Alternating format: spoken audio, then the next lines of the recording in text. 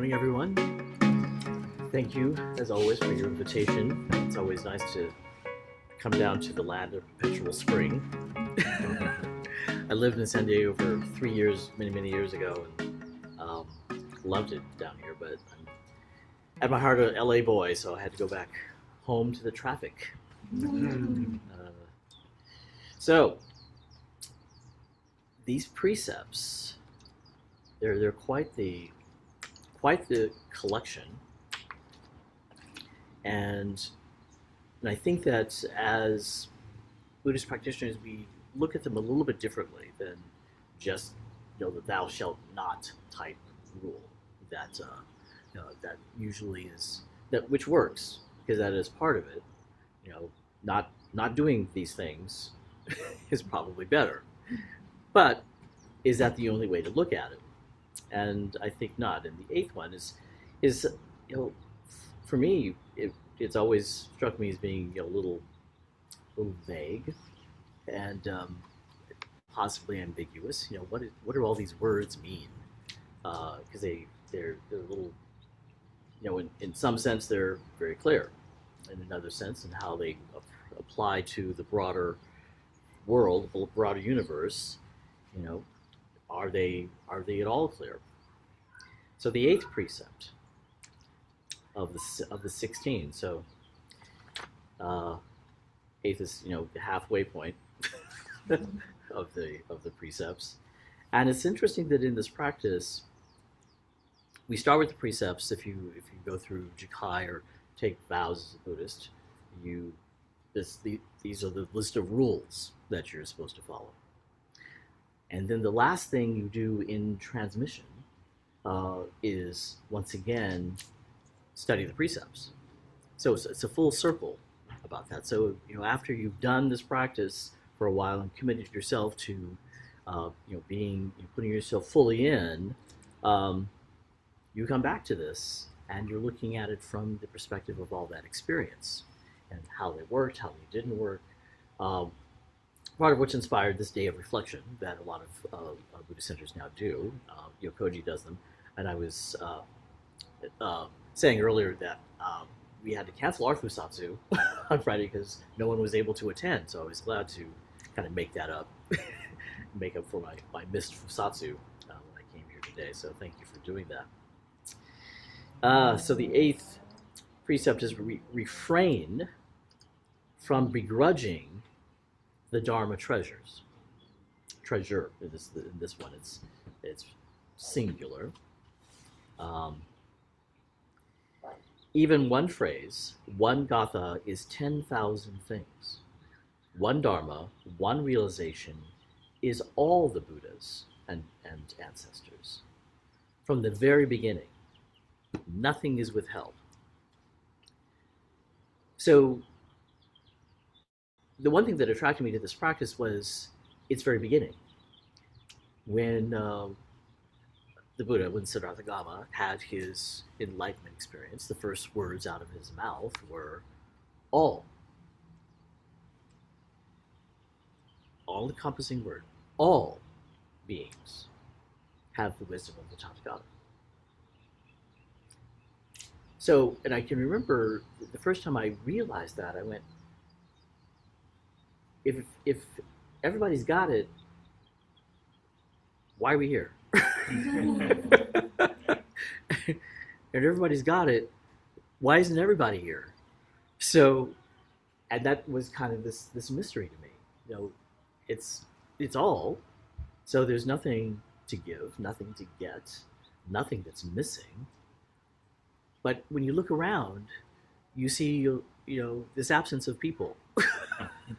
There are thousands of people that are clamoring to come and do zazen. I don't understand it because why aren't they?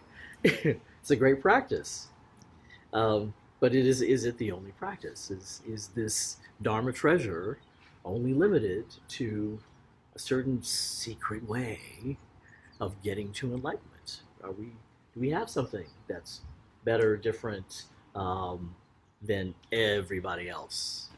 And are we trying to hold on to that? Is it a secret? And I can remember the first time, one of my friends who visited Zen Center Los Angeles with me. This was they were curious about during the meditation, and I don't think it was Maizumi Roshi giving the talk at the time. It was one of the other successors, and I don't remember who it was. But they were talking about a koan, and my friend was very upset at the end of it.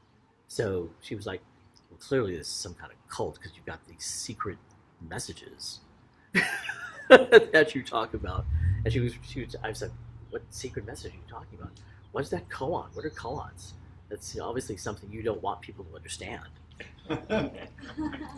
And I had to laugh because I'm going, yeah, it kind of feels that way. Because they feel so, they're so, you know, obtuse at times. Some of the way these koans are worded, I'm like, what, why, why are we studying this? So, I had to, assure her that that was not the intent, and we talked about, what the practice was and what the sitting was. So she never came back. We're still friends, but she doesn't want to ever sit again. So, but does that mean she doesn't get it? She doesn't have what it takes. I somehow better because I love Zazen. So all these things that we, because everybody wants to get something, and certainly there are billions and billions of dollars being poured into convincing you that you need something that you don't have, and that only the certain people who of the many people watching their commercial, only if they buy it will they get this special thing. So we don't do a good job of selling Buddhism, because we tell people from the beginning, you already got it. There's nothing for you to get here. There's nothing special. We're not separate. We're all one. And only if you so what are we? Why are we here? What are we selling? What are we trying to teach people? So, but that doesn't stop us from often feeling like we got something, or you have your first little enlightenment experience, like, oh yeah, no one else has felt this. I've got something that's really great. And we want to keep it. We keep, then we come back to sitting. We want that experience again and again, and we're trying to hold on to that. So all this attachment, it pervades. And if you start to try to hold on to stuff, hoard stuff, keep it from other people, or even thinking that they're not ready, so they have to get ready in order for me to impart my important wisdom. So when you said not being stingy with my wisdom, sorry, no wisdom here. That goes very quickly with the sitting. So it's important to recognize that we already have it. Everybody already has it. And I realize that it's difficult to look at some people, especially on today's news, and say, that person's got it too. So, and that's where the practice kind of, the rubber hits the road, is, can we hold that everybody has the wisdom of protecting? Nothing's missing. There's nothing that you have that's any more special than what everybody else has or has access to. It's all there. It's already there. Self-nature is inconceivably wondrous. This is Bodhidharma said this. In the all-pervading true Dharma, not clinging to one form is called the precept of refraining from begrudging the Dharma treasure. So this one mind, this oneness is tricky, because we want oneness to look like we want it to look like, and not how it really is. Because oneness shows up in an infinite variety of ways. It contains all of our differences. So, and in this oneness is the all. This all is the wisdom of the Tathagata. So everything that is arising is the wisdom of the Tathagata. Not missing in any form, not missing at all, not missing from any aspect of that. But we want special. We want to be special. We want to be different. We're looking for our special entree into heaven, nirvana, peace, tranquility. But but everybody's got it. So why do we do this? And how else does this, this word stingy, this attachment, this holding on, this holding back from giving things, and is that even possible? You get up in the morning, you get out of bed. At least the ones sitting in this room, you've obviously gotten out of bed and you've put on clothes and you've come here. Some days I can't. It's difficult to get out of bed, but today I did. And you went out into the world and interacted with the world in some way, and that is you being the living Dharma. So no matter what you're doing, no matter how hard you try to hold on to it, you are constantly in this exchange with the universe. And by the time we leave this room today, all of us will have exchanged subatomic particles. Literally. We are literally all one. And there's nothing that we can do to stop that. So there's no way to hold on. I'm not sharing my subatomic particles with this room. I'll share it with some other room. But there's no way to be stingy. There's no way that you're not giving and not exchanging. There's no way that you're not already interconnected with everything that is. Sorry. No way out. This is your life. This is what life is. It shows up. All this oneness shows up in this myriad variety of different ways. And it all has the wisdom of the Tathagata. It's always teaching you something. You are always teaching it something. Because you are the living Dharma. You are the living Buddha. You are this Buddha walking around. And how are you manifesting? Sometimes we manifest as the most amazing creatures in the universe. We're generous and kind and loving, and we're taking care of everyone and everything around us. Other times we're teaching the world how not to be, because we're not quite as nice and not quite as caretaking. So those are both important lessons, and both ways the wisdom of the Tathagata shows up. So it shows up as much in the politician that you like as it does in the politician that you don't like. So, and that's what's hard, is can you sit with those that you disagree with and really, really experience the Tathagata with that person, even though you're not on the same page, don't have the same politics. And how do we try to withhold from those things that we don't like? That attraction and aversion thing that gets us in trouble every single time. Because that's where the suffering is. We want this, we don't want that.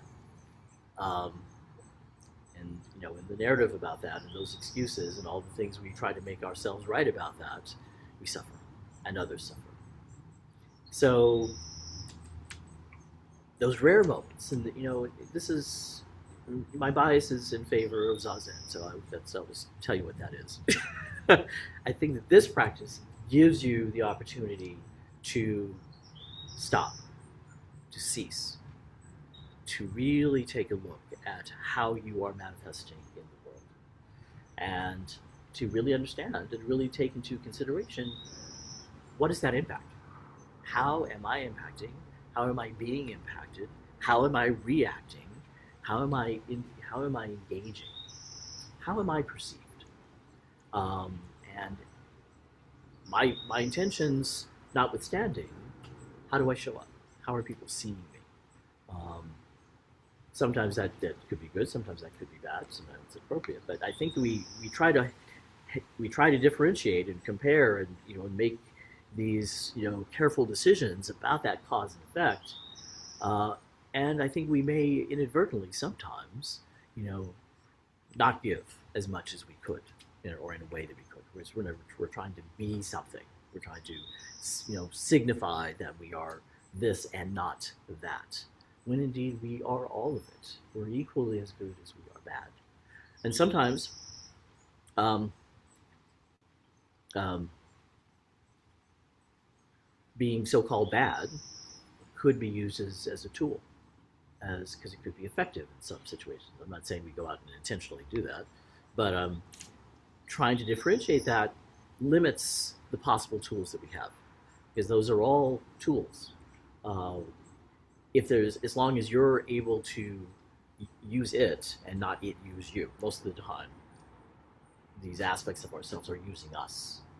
We get caught up in how we identify, and we act like we're supposed to act as that identifier. So if I'm identifying as a classical pianist, I'm definitely not going to talk about the Beatles, because those are just not it's not the level of music that I want coming out of my mouth.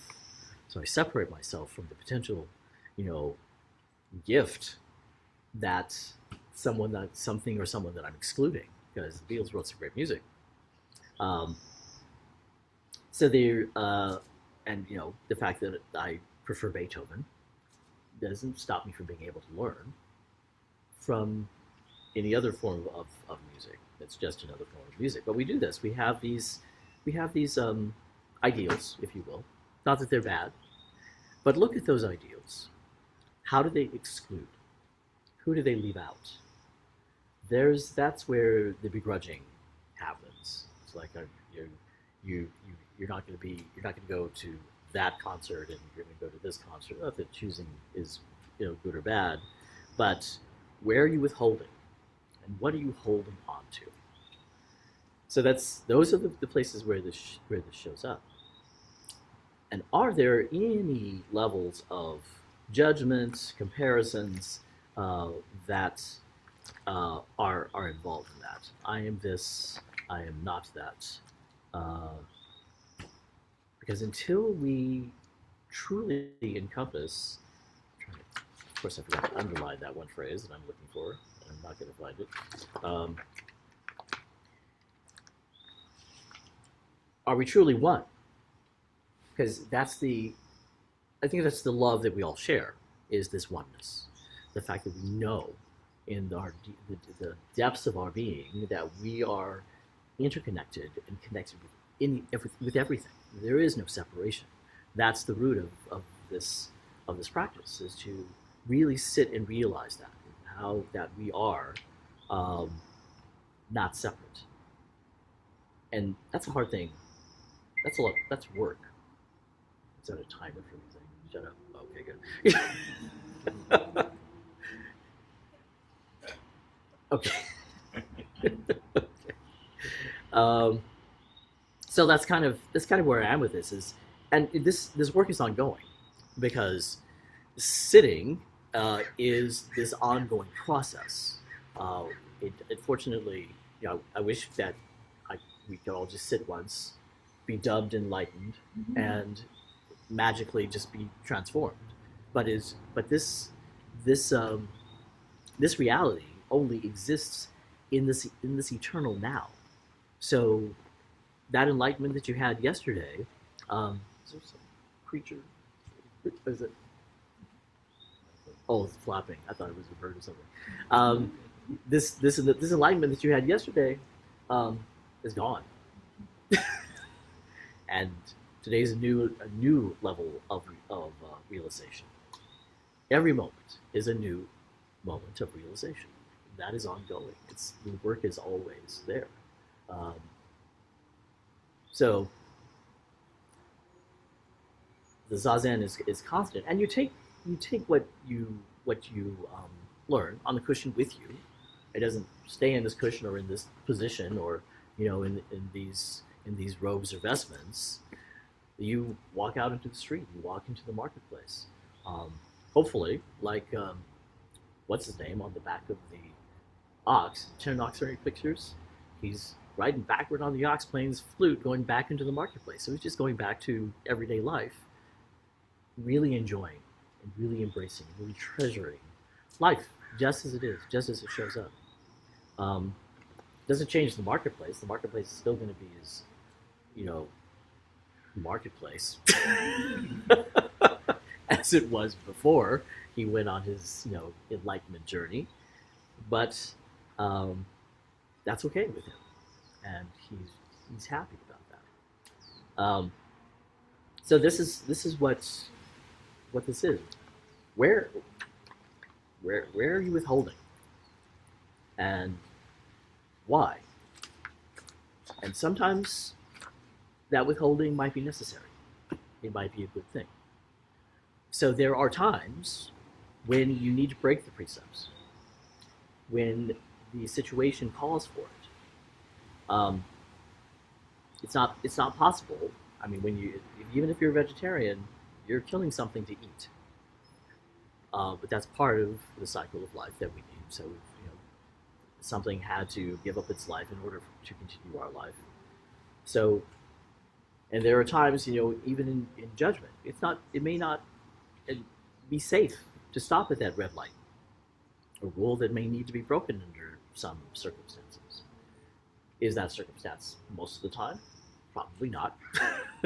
um, but there are times. But to be fully open, to fully embrace all the possibilities, all the potential, because it's all here, and to use those tools to be effective in each and every situation really require that you not exclude anything, that you let it all in, and recognize that you are all that. To put it colloquially, you do have access to all of the tools that humanity has used, all the good tools, all the evil tools, and everything in between. Um, but you can decide how to use them. And that's really what this practice is about. How will you use it? Because it's not about sitting here looking pretty on the cushion. Um, it's about, what are you doing with this work? What are you doing with this practice? Why are you doing this? What are you here for? What are you trying to find? What are you trying to get? And whatever it is you think is outside of you is uh, where to look first. And is it truly outside of you? Is there anything missing from your life, really? When you walk out and see, and you just take in for a minute, just the fresh air. The fact that my lungs breathe all by themselves. I don't have to tell them to do any of that. All the processes going on inside my body are happening without me having to do anything at all. Um, and I'm able to do all this other stuff because the body's taking care of itself. And I get to just manifest in the world. Be grateful for that, because that's an amazing thing that we have. That's the one the wondrousness that Bodhidharma talks about. That's, I think, inconceivably wondrous, because we don't have to think about these things; they're just automatically there. The trees, the birds, they're fine.